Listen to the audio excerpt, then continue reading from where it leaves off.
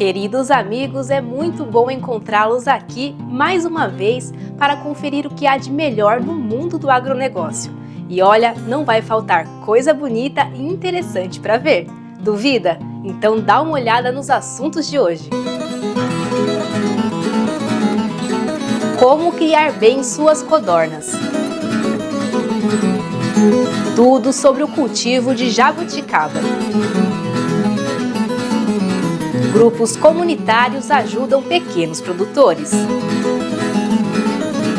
Maracujá doce pode ser plantado até no quintal.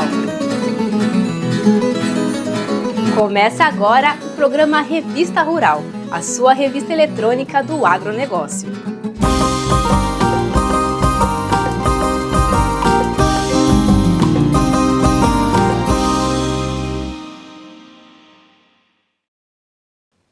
Criar codornas pode ser uma boa atividade, tanto para grandes como pequenos produtores.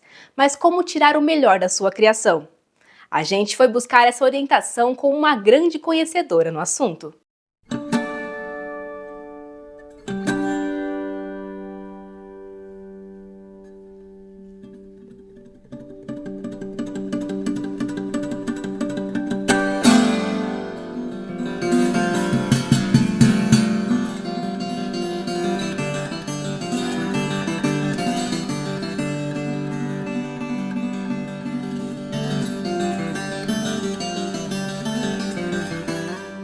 Os ovos de codorna que a gente encontra no supermercado são um verdadeiro sucesso na hora do tira-gosto.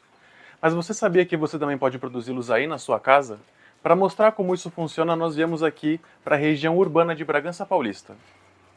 Emma, explica pra gente como é que é o cotidiano de quem produz codornas do quintal de casa. Olha, nós tivemos que aprender todo o manejo para poder estar tendo assim ovos à vontade aqui, né? Ovos férteis e também ovos para conserva, que o pessoal, que você acabou de falar, que o pessoal gosta. E o cotidiano é esse, eu levanto, a gente vai dando ração, às vezes sou eu, às vezes meu marido, né? A gente preenche todos os comedouros, né? Depois a preocupação também, a seguinte preocupação é a água. A água da codorna precisa ser sempre limpa. Um dos segredos de você ter uma codorna saudável é boa ração e água limpa. Porque a codorna ela come, mas o mesmo tanto que ela come, ela bebe o triplo de água. Então não podemos esquecer a água. Então a gente já levanta fazendo isso. Vem dos ovos, recolhendo os ovos, nós recolhemos na manhã, né? Porque a codorna entra em postura na parte da tarde e vai até a noite. Então de manhã é melhor recolher os ovos. E quais são os componentes da ração? Como é A ração para pintinho, filhote, ele nasceu, ele tem que comer uma ração inicial. É uma ração fortalecida, com tudo que ele precisa, vitaminas, minerais. Já conforme ele vai crescendo, lá para os 20 dias, essa ração é trocada e nós damos a ração de crescimento, né, que vai dar um up assim nas codornas. Para que eles se desenvolvam bastante, porque as fêmeas vão entrar em postura. Quando elas passam dos 30 dias, nós entramos com a ração de postura. E quais são os sinais que as codornas apresentam quando elas estão com alguma disfunção nutricional? Essa codorna ela não vai se alimentar direito, ela vai ficar mais quieta num canto, ela vai parar a postura, né? Ela vai ser uma codorna que não vai ter um bom desenvolvimento, né? Ela vai ficar menor que as outras. Tem tudo isso. E isso a gente conseguiu aprender da observação. As fontes de renda para quem produz esta ave são muito variadas e tem diversas possibilidades para se agregar valor. A codorna ela é uma ave muito excelente porque você aproveita tudo dela. Você pode estar criando a codorna gigante, né, no quesito carne. Você pode estar tendo codorna somente para a produção de ovos. Você não precisaria nem ter o macho, porque o macho é necessário para você obter um ovo fértil. Se você quer só ovos, produção de ovos, você vai ter a codorna japônica, que ela é ótima poedeira. Em 45 dias ela está pondo ovos. E você pode trabalhar com ovos férteis, ovos para conserva, abate a carne da codorna, né? Até o esterco, né? Para jardins e várias outras... Tudo dá para usar. Dá para usar. Espaço mínimo, olha, eu digo assim, se você tem 2x2 na tua casa, você, com um viveiro desses, você consegue acomodar mais de 300 codornas. Aqui eu não tenho muitas, 300 codornas, mas dá para acomodar. Porque elas são de porte pequeno. A codorna, ela tem um porte pequeno, não é como uma galinha, que ela precisa estar solta. A codorna você pode criar em gaiolas, assim, como por andares. Olha quantos andares tem aqui. 1, 2, 3, 4, 5 andares. Então, se você tiver este espaço na tua casa, e você tendo 200, 250, 300 no viveiro, imagina, 300 ovos por dia, se forem só fêmeas. Então aí você já dá para ter um lucro, sim. E quais são os cuidados com higiene que precisa ter no dia a dia? A limpeza, a gente tira isso daqui, né? Vai pro lixo, descarta, a gente coloca um limpo, a gente tá vendo sempre a água se tá limpa. Sempre estamos lavando tudo, os bebedouros delas, porque quando elas comem a ração e elas vão beber água, cai um pouco de ração e aquilo vai fermentando no bebedouro. Aqui, Ema, é a parte onde os ovos estão incubando para nascer novos pintinhos de codorna. Isso, é a nossa chocadeira artesanal. E quais são as preocupações nesse estágio da produção? Nós temos que verificar sempre a temperatura e a umidade. Não podemos deixar faltar água nas bandejas. Isso vai ser crucial para que haja uma boa eclosão, que o filhote, o pintinho, né, que está nascendo, consiga quebrar a casca. Se não tiver umidade, nada feito. De quanto em quanto tempo? 17 dias para chocarem. A cada 17 dias vocês têm novos... A cada 17 dias eu posso estar colocando e tendo uma chocada grande, uma chocada boa, se tiver tudo regulado na chocadeira. É muito rápido, né? A codorna se reproduz muito rápido. E a gente trabalha assim também. A pessoa encomenda, a gente choca e a pessoa vem buscar os filhotes. É uma forma de renda também isso aqui. A gente pode perceber que tem alguns ovos de tamanhos diferentes. São de espécies diferentes? São. Nós temos de japônica, nós conhecemos, né? Quando nasce também pela cor. Temos da chinesinha, aquela que eu te falei que é a menor codorna do mundo, a ornamental. E temos de gigantes. Ema, quais são as principais preocupações nesse estágio da produção? Então, as principais preocupações com filhotes, o que acontece? Eles não podem ficar sem essa lâmpada. Eles têm que ter um meio aquecido. Eles não suportam baixa temperatura. Mesmo estando calor, eles precisam ter uma média de 30, 35 graus. Isso nos primeiros 10 dias, vai. Depois a gente vai diminuindo essa temperatura. Eles não têm resistência a frio. Por quê? Porque eles estão começando a empenar. Né? Se apaga essa lâmpada aqui, por exemplo, fica 1 hora, você pega neles, estão geladinhos. E como que é feita a gradação para eles irem para a temperatura ambiente? Qual que é o cuidado? Então, a gente, como eu te disse, vai passando os dias, eles vão empenando, vão tendo novas penas, vão enchendo. Quando chega aos 20, 25 dias, eu já não deixo mais essa lâmpada acesa durante o dia. E aí eles vão acostumando com o ambiente.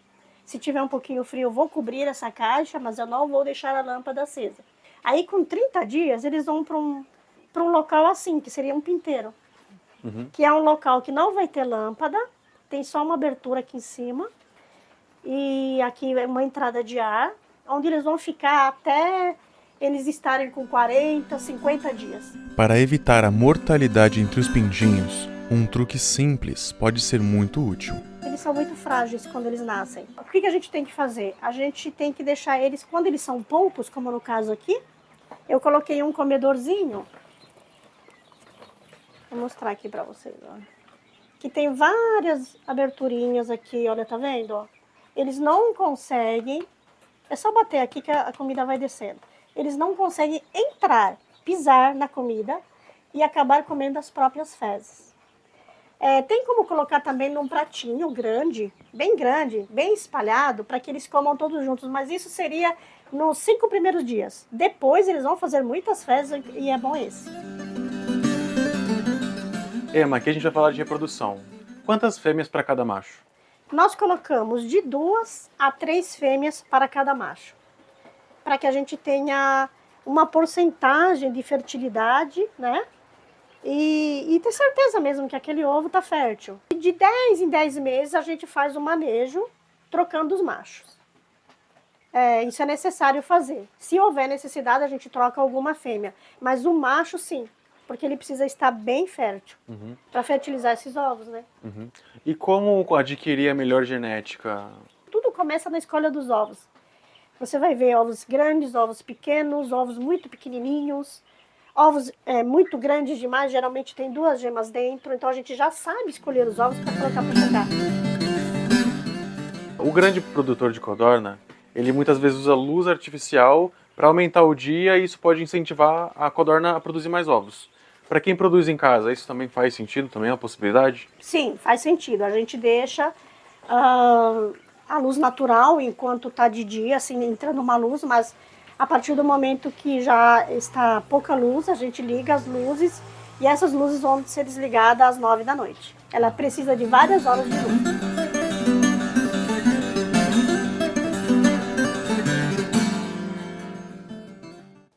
Você gosta de jabuticaba?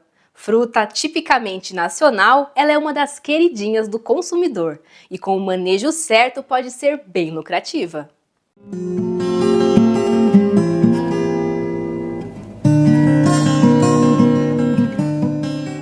Se você, assim como eu, gosta de jabuticaba, vai concordar comigo que ter um pé em casa pode ser uma boa ideia e, por que não dizer, um sonho de consumo, não é mesmo?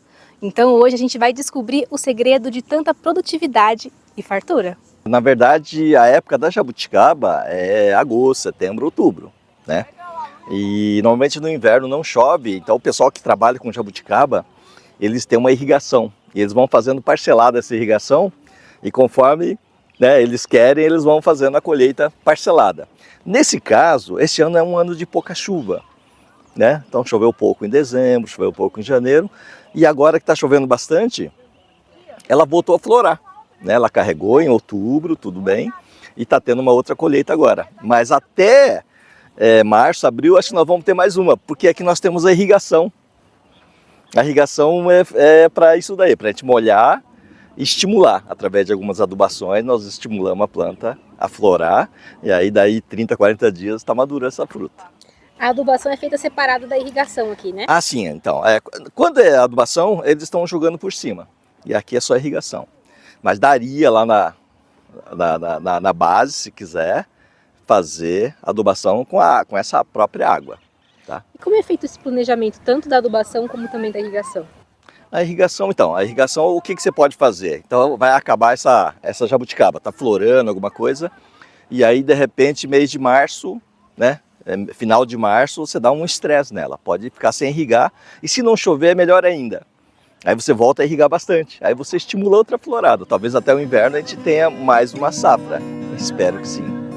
As jabuticabeiras podem ser cultivadas durante o ano inteiro no Brasil, mas o preparo do solo é primordial para o desenvolvimento da cultura. Solo pode ser qualquer um, então o que você vai fazer antes no preparo da cova, quando você vai plantar a espécie de jabuticaba? Então tem aí produtos no mercado, né? Tipo farinha de osso, torta de mamona, tem um adubo que pode ser usado, que é um 4-14-8. Você usando esses 3, né? Mexendo bem na cova e colocando um esterco, pode ser um esterco de gado curtido ou um esterco de galinha bem curtido, mistura, faz uma cova grande se é uma muda grande, de 1 por 1 por 1, mistura, fecha essa cova e deixa por um tempo, né? Para não ter problema de queimar a raiz. Então muitas pessoas colocam um esterco mal curtido, já planta em cima, daí a pouco essa muda morre e ele não sabe por quê. Então aquele adubo queimou toda a raiz, tá? Então na verdade tem um tempo que você tem que deixar, né, preparar a cova, colocar a farinha de osso, a torta de mamona, né, um termofosfato. Normalmente é 4 produtos: farinha de osso, torta de mamona, termofosfato iorim, né, e um adubo 4-14-8 e o esterco. E quais são as principais pragas e doenças e como faz para poder evitar? Assim, doença, a principal doença chama ferrugem. Então a ferrugem, a gente pode controlar, prevenir o aparecimento da ferrugem quando não tem nada. Então a gente passa um produto à base de enxofre. Passa e aí você já previne isso daí. Outra praga que apareceu aqui é uma cigarrinha. Né? Então são coisas que você tem que estar observando. Viu essa cigarrinha? Então você tem que aplicar um produto que cumpre a carência. Né? De repente está maduro, não pode passar. Então você tem vários inseticidas que a carência é 1 semana, eu vou começar a colher daqui 2 semanas, tudo bem. né? Então nós temos que estar respeitando a carência e usando produtos registrados para cultura. No caso da cigarra, ela faz o que aqui nessa Ela planta? suga, na verdade. Então ela aparece aqui entre os frutos, num fruto verde ainda, e começa a sugar, né? E aí, comercialmente, ela danifica. Por quê? Porque ela exuda uma substância adocicada, que seria xixi dela, por exemplo. E em cima dessa substância adocicada desenvolve a fumagina, que é um fungo, escurece tudo ela.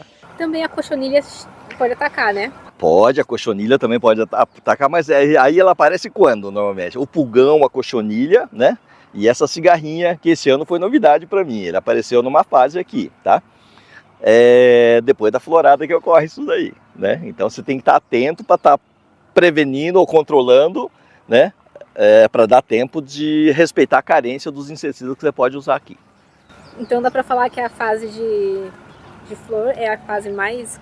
Isso, da flor e o chumbinho, né? Numa fase pequena é quando pode aparecer todos esses problemas. E aí tem que estar atento, olhando, né? Para você detectar o problema e já interferir, para não alastrar em toda a área. Por quê? Elas ocorrem em algumas plantas e vão espalhando isso daí, né? Então, se você encontrou rapidamente isso aí, você consegue controlar, né? Sem ter problemas em outras áreas. Tanto a opção de sementes quanto a opção de mudas são viáveis para iniciar o cultivo. A principal diferença está no tempo de espera para a frutificação. A semente é possível, se você levar essa fruta, levar a semente, só que até ela adquirir um porte desse tamanho, vai demorar uns 10 anos, 12 anos, né? Essa planta já veio, estava num viveiro, nos vasos, no solo, mas assim, já acondicionada.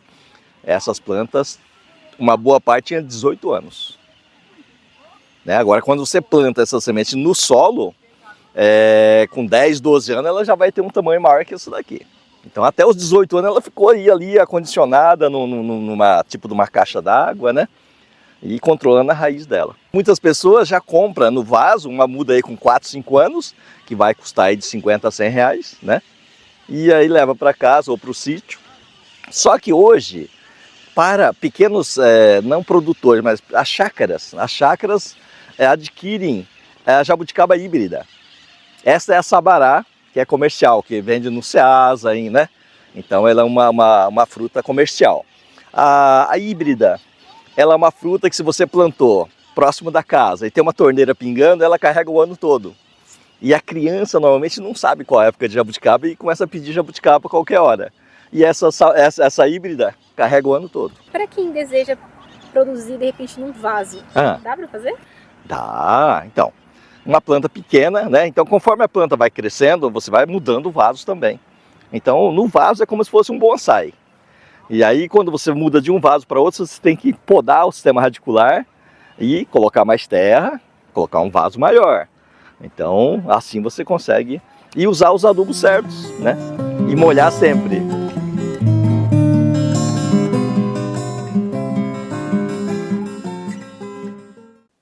Tá gostando do programa? Então tem uma dica especial para você. Acesse nosso canal no YouTube. Lá você vai assistir um programa ainda maior, com mais reportagens e muito mais informação.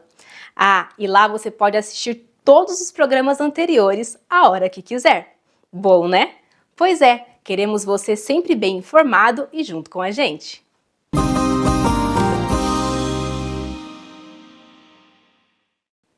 Já ouviu falar em CSA? São grupos comunitários que garantem a renda de pequenos produtores e o destino certo para alimentos sem desperdícios. A modalidade vem fazendo sucesso, atraindo cada dia mais adeptos.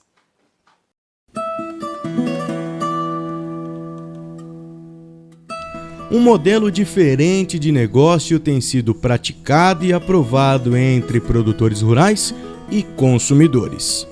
O negócio funciona da seguinte maneira: quem consome se compromete a pagar o orçamento anual de uma propriedade agrícola e, em contrapartida, recebe os alimentos ali produzidos sem custos adicionais. Tal iniciativa é adotada pelas comunidades que sustentam a agricultura, as CSAs. Um sistema onde há um apoio mútuo, um financiamento de um organismo agrícola, não só apenas na produção do alimento, mas também cuidado com os recursos naturais, os cuidados com o solo, com a produção de água. Vai além do alimento porque ele também se reconecta a essa produção, se reconecta à terra e passa a entender princípios importantes de respeito à sazonalidade, né, o apoio à agricultura familiar, o fortalecimento de novos sabores, de novos nutrientes, e insere na sua alimentação alimentos que normalmente ele nem encontra no mercado. No Brasil existem cerca de 300 CSAs e para fazer parte não é preciso estar filiado a um sindicato, cooperativa ou associação agrícola. Quem atua na gestão dessas comunidades é o chamado Grupo do Coração. Eu admiro bastante o trabalho que é feito também, boa parte pelas mulheres, essa organização, tanto na lida, quanto na organização, quanto na disponibilização dos alimentos. Mudar esse paradigma de compra, né, respeitando as formas de trabalho e respeitando a natureza, com certeza retorna para a gente numa forma de saúde muito grande. Com as mulheres tomando a frente da produção, a vida de quem participa das comunidades tem mudado, já que elas podem planejar de uma forma melhor os cultivos, visando melhorar e diversificar os alimentos produzidos. Eu costumo dizer que CSA foi um presente na nossa vida, na vida da minha família, porque possibilita viver a agricultura de uma nova forma, sob um novo olhar. Isso é muito bacana porque tem pelos coagricultores também essa consciência, né? Esse olhar para o alimento sob um novo ângulo, de aceitar esse alimento independente de não ser o alimento que ela queria ou gostaria consumir, o alimento que é de época, o alimento que tem todo um carinho, né, no seu cultivo, todo um respeito, né, que envolve esse cultivo com a terra, com a natureza, com toda a biodiversidade que cerca esse cultivo. Buscando ressignificar os conceitos de comunidade, economia e agricultura, as CSAs querem mostrar ao público que é possível trabalhar de forma produtiva e colaborativa, garantindo alimentos de qualidade na mesa dos consumidores. Participar de uma iniciativa com uma missão tão importante como viabilizar a produção de alimentos, viabilizar que pessoas que queiram viver do campo possam fazer isso com dignidade, para mim é uma coisa muito importante. Às vezes a gente perde um pouco a dimensão quando a gente chega no mercado e tem alface, tomate, cenoura, maçã, morango o ano inteiro, né? E a natureza não é assim, né? Então trazer essa consciência, né, do que o nosso planeta funciona e viabilizar um modelo de produção de alimentos, facilitar um modelo de produção de alimentos mais sustentável para toda a comunidade, né? Para mim é o mais importante.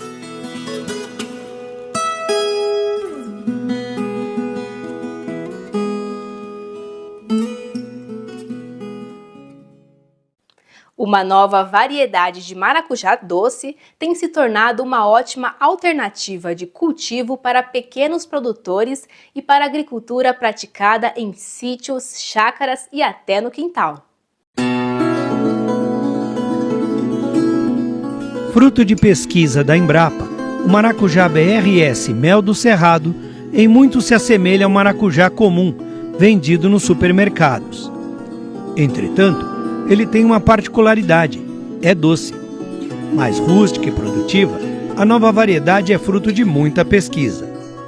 O Programa de Melhoramento Genético de Maracujazeiros da Embrapa tem aproximadamente 20 anos Então, ao longo desses 20 anos foram feitos trabalhos de seleção e recombinação, utilizando técnicas modernas de análise de DNA para aumentar a eficiência do programa nas suas mais diferentes etapas, de modo que o tempo de desenvolvimento da cultivar seja mais rápido e a solução tecnológica chegue mais rapidamente aos consumidores, aos produtores, selecionando as plantas com maior produtividade, maior resistência a pragas e doenças e com um formato de fruto para agradar os mercados mais exigentes.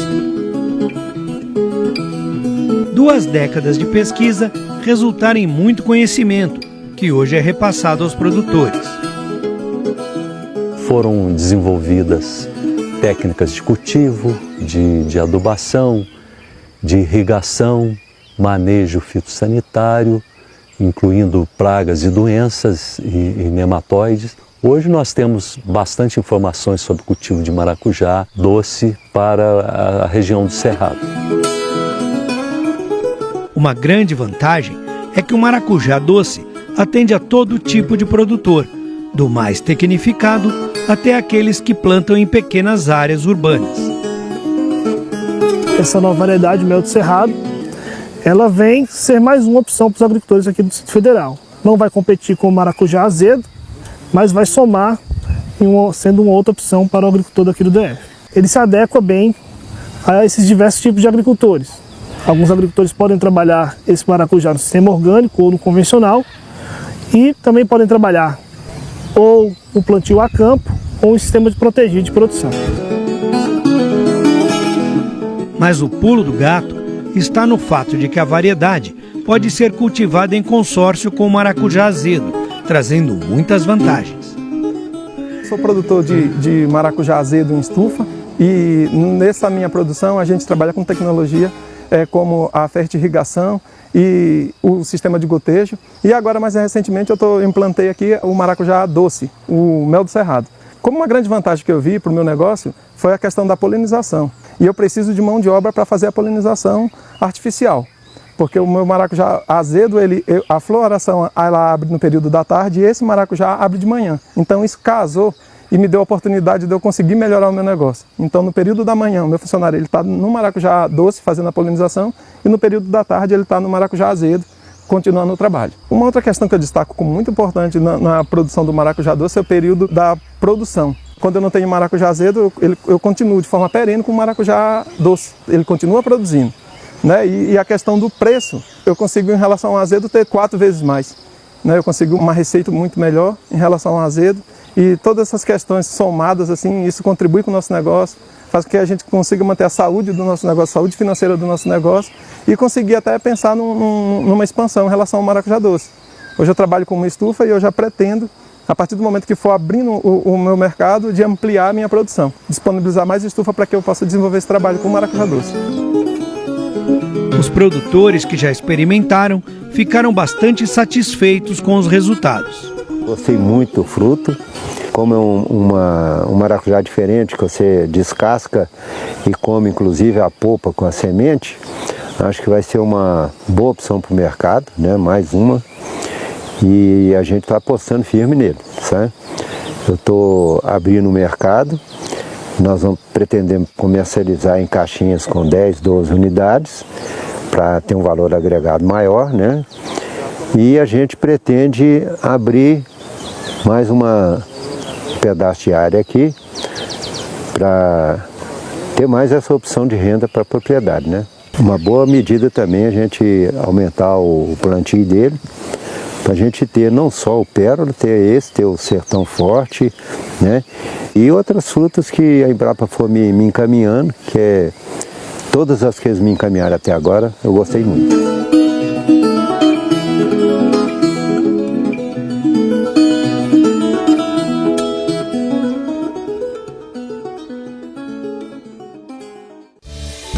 E chegou a hora da despedida. Mas lembre-se, para assistir este ou qualquer programa anterior, basta acessar nosso canal no YouTube.